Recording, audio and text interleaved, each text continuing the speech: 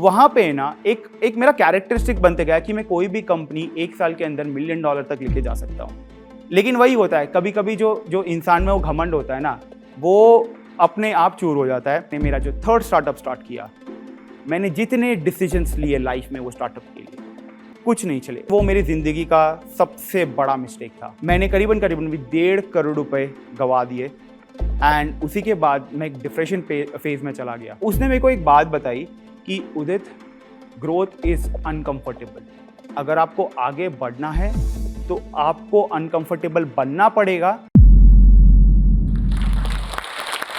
मेरी journey start होती है कुछ 4.5 साल पहले, जहाँ पे मैंने 1.5 करोड़ रुपए खुद के गंवा दिए। वही नहीं, मैं कुछ 9 महीने बहुत ज़्यादा हैवी डिप्रेशन में था। वहाँ से मेरी जर्नी शुरू होती है। मेरा नाम है उदित गोयनका एंड मैं फाउंडर एंड CEO हूँ pitch ground and first sales IO का। स्टार्ट करते हैं।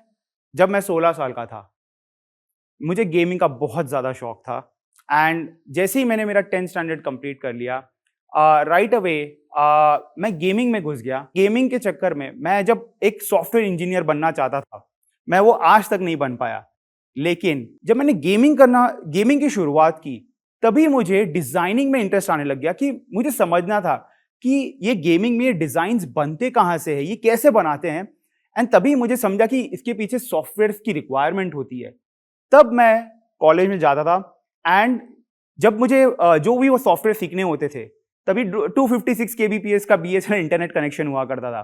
तो मैं कॉलेज जाता था और 3-4 वीडियोस यूट्यूब पे बफर करके छोड़ देता था और जब आता था तब उस तरीके से सीखता था। यहीं पे मैं फिर भी एक फ्रीलांसिंग करियर मैंने तभी शुरुआत कर दी थी। मेरे पास ऑलरेडी कस्टमर्स, क्लाइंट्स आ रहे थे।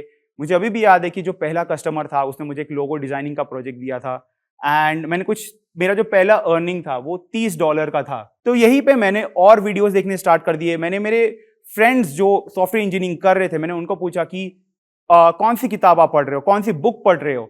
मैंने वही किताब सेकेंड हैंड खरीद करके मैंने वो बुक पढ़नी स्टार्ट कर दी एंड उस तरीके से मैंने सॉफ्टवेयर बनाना सीखा।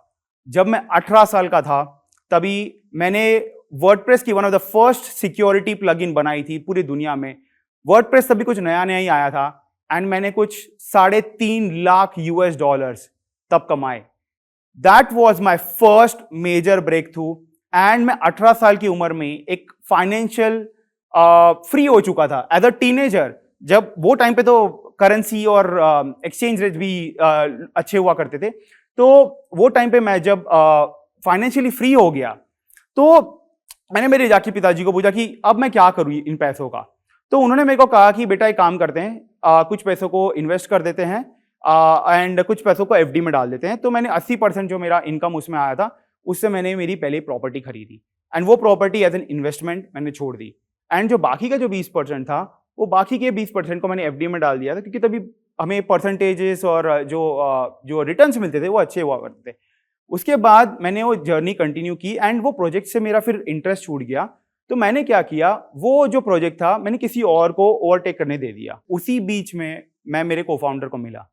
तो मैं मेरे को-फाउंडर को ऑनलाइन ही मिला था, हमने कभी एक दूसरे को हम मिले नहीं थे। ये नहीं था, मैं तभी शायद कुछ 19 साल का था जब मैं उससे मिला था एंड 1 साल के इंटरेक्शन के बाद तब जाके मैंने सबसे पहली रियल कंपनी फॉर्म की थी, जिसका नाम था पावर अप होस्टिंग। ऑलमोस्ट 6 महीने में ही हमने करीबन भी $2 लाख का रेवेन्यू टर्नओवर कर लिया था। मेरे जो पेरेंट्स थे उन्होंने मुझे बोला कि बेटा डिग्री ले ले, एक सेफ्टी हो जाएगी, सिक्योरिटी हो जाएगी। तो मैं एकदम भी इंटरेस्टेड नहीं था, लेकिन वही था कि मैं मेरे पेरेंट्स को बहुत ज्यादा बिलीव करता हूँ, ट्रस्ट करता था। तो मैंने मास्टर्स इन कंप्यूटर एप्लीकेशन में दाखिला दे दिया, यहाँ पे वेसिट मुंबई में। लेकिन वो मेरी जिंदगी का सबसे बड़ा मिस्टेक था, क्योंकि जो एजुकेशन सिस्टम है वो इतना ज्यादा आउटडेटेड था कि मैं कंपनियों के लिए एप्लीकेशंस बना रहा था एंड यहाँ पे मुझे सिखाया जा रहा था कि कोडिंग को स्टार्ट कैसे करते हैं। असाइनमेंट हम लिखते थे पेपर पे एंड कोडिंग हम लिख के पेपर पे सबमिट करते थे। तो तभी मैंने डिसाइड कर लिया कि ये मुझे नहीं सीखना, मैं अपना टाइम बर्बाद नहीं करूंगा। लेकिन फिर भी मेरे पेरेंट्स ने बोला एटलीस्ट 1 साल कंप्लीट कर लो।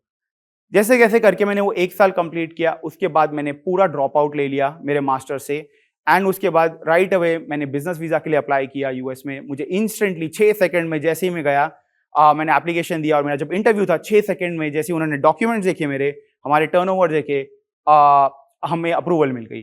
तो मुझे बिजनेस वीजा मिला एंड राइट अवे उसके बाद जाके मैं यूएस में गया। ये टाइम पे मैं बहुत इंट्रोवर्ट किस्म का कैरेक्टर था। मैं किसी से ज़्यादा बात नहीं करता था, मुझे इंटरैक्ट करना किसी से ज़्यादा पसंद नहीं था। क्योंकि हम लोग जो डेवलपर्स होते थे ना, उनको शांत में कोने में बिठा दो तो वो खुश रहेंगे। लेकिन अगर उनको आप ऐसे लाइमलाइट दे दो, कैमरे के सामने डाल दो, तो वो शायद कभी बात ही नहीं कर पाएंगे वो। तो वहीं पे मेरी एक ट्रांजिशन जर्नी शुरू हुई यूनाइटेड स्टेट्स में। तभी मैं ढंग से इंग्लिश तक नहीं बोल पाता था एंड जैसे ही मैं वहां गया, मेरे को पहले 2 महीने बहुत तकलीफ हुई। मैं कम्युनिकेट ही नहीं कर पाता था किसी से, क्योंकि हमारे देश में हमारा जो लैंग्वेज था, हम यहाँ पे सब हिंदी में बात करते थे, तो वो इंग्लिश में वहां पे जाके लोगों से बात करना, उनकी एक्सेंट समझना बहुत ज्यादा डिफिकल्ट था मेरे लिए। तो वहीं पे मैं एक दिन में रो पड़ा था। तब जाके मैंने मेरे को-फाउंडर से बात किया, तो he started becoming like a family to me. वो मेरा एक भाई जैसा बन गया था मेरा। तो उसने मेरे को एक बात बताई कि उदित, ग्रोथ इज अनकंफर्टेबल। अगर आपको आगे बढ़ना है तो आपको अनकंफर्टेबल बनना पड़ेगा, तभी आप अपने लाइफ में प्रोग्रेस कर पाओगे। ये बात मैं आज तक नहीं भूला हूं एंड हर बार मुझे कोई भी चुनौती आती है, कोई भी सामना आता है, मैं खड़ा उतरता हूं, क्योंकि मुझे पता है कि अगर मुझे अगले लेग पे ग्रोथ करना है तो मुझे अनकंफर्टेबल होना पड़ेगा। वहां से हमारी जर्नी शुरू हुई फिर। एंड जो मैंने सबसे पहली कंपनी बनाई थी वो ऑलरेडी $multi-million की बन चुकी थी। हम काफी सारा रेवेन्यू कर रहे थे, काफी सारा ग्रोथ कर रहे थे। हम काफी सारे SaaS और VPN कंपनियों के लिए क्लाउड सर्वर्स बनाते थे।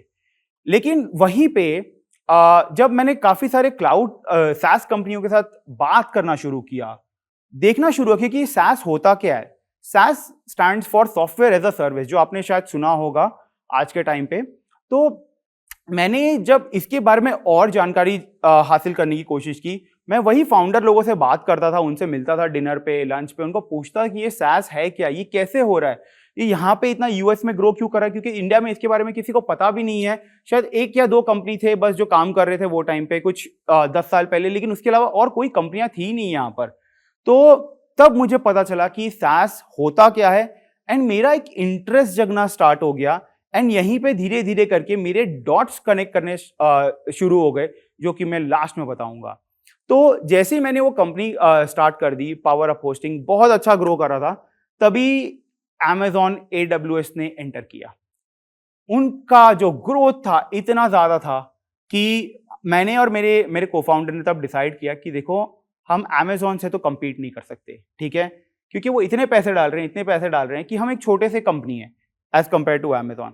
तब हमने डिसाइड किया कि it is time to make an exit. तब आफ्टर ऑलमोस्ट 9 मंथ्स हमें एक बायर मिला एंड मैंने सबसे पहले एक $multi-million एग्जिट की। उसके बाद मैं मेरे सेकेंड वेंचर पे घुसा, जो कि मेरा पहला SaaS था। मैं इंडिया में पहला पर्सन था जिसने पूरा प्राइवेट ब्लॉग नेटवर्क का कॉन्सेप्ट इंडिया में लेके आया एंड काफी सारी कंपनियां मेरी SaaS प्लेटफॉर्म यूज करनी स्टार्ट कर दी। वो भी मैंने कुछ 1 साल के अंदर ही I taken that over to $1 million का रेवेन्यू। तो वहां पे ना एक मेरा कैरेक्टरिस्टिक बनते गया कि मैं कोई भी कंपनी 1 साल के अंदर $1 million तक लेके जा सकता हूं। लेकिन वही होता है, कभी कभी जो इंसान में वो घमंड होता है ना, वो अपने आप चूर हो जाता है। वो कंपनी बहुत, जो मेरी सेकंड स्टार्टअप थी, बहुत अच्छी ग्रो कर रही थी, लेकिन एक पॉइंट आया जहां पे ग्रोथ सैचुरेट हो गया, पूरा का पूरा ग्रोथ सैचुरेट हो गया। तब अगेन जब मुझे ग्रोथ नहीं आता था, तब मुझे पता नहीं क्या हो जाता था कि मुझे वहां से एग्जिट करना पड़ा, क्योंकि growth is something that always excited me, क्योंकि मेरे को वो लत पड़ गई थी, अनकंफर्टेबल होने की लत पड़ गई थी, मेरे जो को-फाउंडर ने बोली थी। तो हमने बहुत स्मार्ट वाली स्ट्रैटेजी अपनाई, क्योंकि हमें ऑलमोस्ट अगेन 6 महीने के बाद कोई बायर नहीं मिला था। तो हमने क्या किया ना, हमारी टेक्नोलॉजी किसी और को बेच दी और हमने हमारा प्रोडक्ट, हमारा जो कस्टमर बेस है वो किसी और को बेच दिया, और इस तरीके से हमने और मैंने हमारी सेकेंड स्टार्टअप को एग्जिट किया। सब कुछ अच्छा चल रहा था लाइफ में, everything was there, money, everything. लेकिन फिर वही है ना, मूवी होती है कि कुछ ना कुछ जब ऊपर जाता है तो उसको नीचे भी उसी तरीके से आना पड़ता है।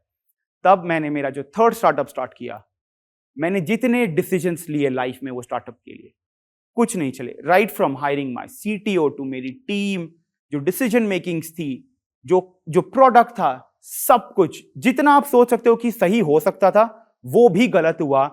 इन दी एंड मैंने करीबन करीबन भी 1.5 करोड़ रुपए गवा दिए एंड उसी के बाद मैं एक डिप्रेशन फेज में चला गया। वहां पे मुझे समझ नहीं आ रहा था मुझे क्या करना है, क्योंकि मैं पैसे और बर्न करता जा रहा था। उसके बाद मुझे कुछ भी समझ में नहीं आ रहा था, क्योंकि लाइफ में मेरे कभी और मेंटर्स नहीं थे, तो मुझे आगे क्या करना था कुछ समझ नहीं आ रहा था। क्योंकि सब कुछ जब अच्छा चलता है एंड जब सडनली आपका जब डाउनफॉल सडन स्टार्ट होता है तो आप तभी एक क्लूलेस फेज में चले जाते हो एंड कभी कभी इतना ज्यादा क्लूलेस हो जाते हो कि वो डिप्रेशन का रूप ले सकता है। तो मैं 9 महीने करीबन करीबन भी डिप्रेशन में था, लेकिन फाइनली मेरे पेरेंट्स ने मुझे किस तरीके से झेला शायद वही जान सकते हैं। वो 9 महीनों के बाद मैंने फाइनली फिर डिसाइड किया कि नहीं, मुझे ये फेज से वापस बाहर आना है। मैं ऐसे नहीं जी सकता हूँ, मैं ऐसे नहीं रह सकता हूँ, मुझे बाहर आना है। मैं एक एंटरप्रेन्योर हूँ, मुझे आगे बढ़ते रहना है। तभी मैंने अपने आप को एक क्लोजर देने का वादा किया, क्योंकि आप कोई भी रिलेशनशिप में रहते हो, चाहे वो रिलेशनशिप कोई भी किसी के साथ हो, एक बिजनेस के साथ क्यों ना हो, आपको अगर आगे बढ़ना है तो आपको अपने आप को क्लोजर देना है, किसी और को नहीं। तभी मैं तभी गूगल करता रहता था कि क्या हुआ, कैसे हुआ। मेरे क्वेश्चन ही गलत थे, मेरे प्रश्न गलत थे। मुझे अपने आप को यह पूछना था कि मैं क्यों फेल हुआ। The why is very important यहाँ पे। एंड तब जाके जब मेरा वाई मैंने ढूंढना स्टार्ट किया, तब मैंने एक साइमन सिनिक का एक बहुत ही बढ़िया सा एक इंटरव्यू था, मैंने वो पढ़ा। मैंने उसके बाद उनका बुक ऑर्डर किया। तब मैंने जो क्वेश्चन थे वही चेंज कर दिए। मैंने अपने आप को दूसरा क्वेश्चन पूछना मैंने स्टार्ट कर दिया। तब जाके मैं एक आर्टिकल पे लैंड हुआ, जो कि लाइटर कैपिटल का एक आर्टिकल था, जो कि यूएस का सबसे बड़ा डेब्ट फंड वीसी है सास कंपनियों के लिए। वो आर्टिकल में लिखा था कि 92% ऑफ द सास companies fail with in the first 3 years। मैंने जैसी ये लाइन पढ़ी, मैंने बोला ये मैं हूं। नाउ मेरे को यहां पे मेरा सबसे पहला आंसर मिला कि मेरे को यहां से आगे कैसे बढ़ना है। और वो जो 8% कंपनियां हैं, उन्होंने क्या किया है, उन्होंने कैसे किया है, उन्होंने क्यों किया है, उन्होंने वो 8% में कैसे घुसे, मैंने उसके ऊपर रिसर्च करना स्टार्ट कर दिया। और उसके बाद जाके मैंने मेरा एक MVP बनाया, जो कि जिसको बोलते हैं minimum viable product, pitch ground, मेरा मार्केट प्लेस, जो कि Amazon का सॉफ्टवेयर है। मैंने वो मार्केट प्लेस बनाया, कुछ मैंने 1-1.5 महीने लगा के बनाया। तो यहीं पे मेरे जो पहले के टेक्निकल स्किल्स थे वो काम आ गए। तो मैंने 1-1.5 महीने में वो प्लेटफॉर्म बनाया। और 25 सितंबर 2018, मैं शायद मेरा बर्थडे, जन्मदिन भूल जाऊंगा, लेकिन ये डेट मैं जिंदगी में नहीं भूलूंगा, क्योंकि इसी दिन पिच ग्राउंड प्लेटफॉर्म लाइव हुआ। एंड हमने वो साल $3.5 लाख का बिजनेस किया खाली 3 महीने में। अगले साल हमने $1.3 मिलियन का बिजनेस किया 2019 में। 2020 में जब कोविड था, हमारा ग्रोथ फिर भी चलता गया। हमने करीबन करीबन भी $1.5 मिलियन, $1.5 मिलियन का रेवेन्यू किया। एंड लास्ट ईयर हमने कुछ $2.1 मिलियन का रेवेन्यू किया। और इस साल हम करीबन करीबन भी $5 मिलियन के रनवे पे हैं। मैंने मेरे ये जर्नी में मैं मेरे दूसरे को फाउंडर को मिला, जो कि आज मेरा CTO है एंड वो लिथुआनिया बेस्ड है। जब मैंने उसको मेरी स्टोरी बताई तो उसको समझ में आया कि प्रॉब्लम क्या था, क्योंकि वो टेक्नोलॉजी बना सकता था लेकिन बेच नहीं सकता था, और मैं टेक्नोलॉजी उस तरीके से नहीं बना सकता था लेकिन मैं बेच सकता था। जब मैंने उसके साथ इंटरेक्शन करना स्टार्ट किया, तब उसने बोला कि वो भी उसी दौर से गुजर चुका है। एंड वहीं पे हमने डिसाइड किया कि आगे चल के हम जब सही टाइम आएगा, हम वो प्रोडक्ट को जो मेरा पिछला फेलियर था उसको वापस बनाएंगे। एंड ये साल हमने वो वापस लॉन्च किया, हमने रीबिल्ड किया एज firstsales.io। उसके बाद ये कुछ 1 महीने के अंदर ही हम कुछ $3 लाख के ARR पे अभी ऑलमोस्ट पहुंचने वाले हैं। इससे मुझे एक सीख भी मिली कि कभी कभी एंटरप्रेन्योर्स, उनका टाइम सही नहीं होता है और उनको उनके सही टाइम का वेट करना पड़ता है, क्योंकि भगवान हर किसी को देता है लेकिन सही टाइम पे देता है। आपका काम है कर्म करना, आपका काम है मेहनत करना, और आपका काम आगे बढ़ते रहना है। यही मैं आपको सीख देता हूं, आगे बढ़ते रहिए। Thank you. अगर आप इस टॉक के एंड तक पहुंच चुके हैं तो मैं आपको जोश टॉक्स का एक दूसरा रूप भी दिखाना चाहता हूं। जिससे मैं काफ़ी देर से जुड़ा हुआ हूँ और मुझे बहुत बहुत ज़्यादा पसंद है कि वो क्या कर रहे हैं। जोश स्टॉक्स ने एक नया ऐप लॉन्च किया है जिसका नाम है जोश स्किल्स। अब वो नया नहीं रहा, काफ़ी टाइम से है, लाखों लोग उसको अब यूज़ करते हैं। और जोश स्किल्स पे आप अपनी ज़िंदगी के लिए कोर्सेज ढूंढ सकते हैं।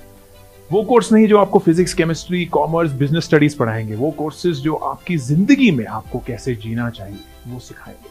मैंने खुद जो स्किल्स पे बहुत सारे कोर्सेज बनाए हैं, पब्लिक स्पीकिंग पे, इमोशनल क्राइसिस कैसे हैंडल किया जाए, अपनी पर्सनालिटी कैसे डेवलप की जाए। हर एक कोर्स में डेली क्विजेज हैं, एक्सरसाइजेज हैं, एक बहुत ही खूबसूरत कम्युनिटी है जो आपको सपोर्ट करेगी, आपको इनकरेज करेगी। आज ही डाउनलोड करें जोश स्किल्स का ऐप और उनके कोर्सेज एक्सप्लोर करके अपनी ज़िंदगी को आगे बढ़ाएं।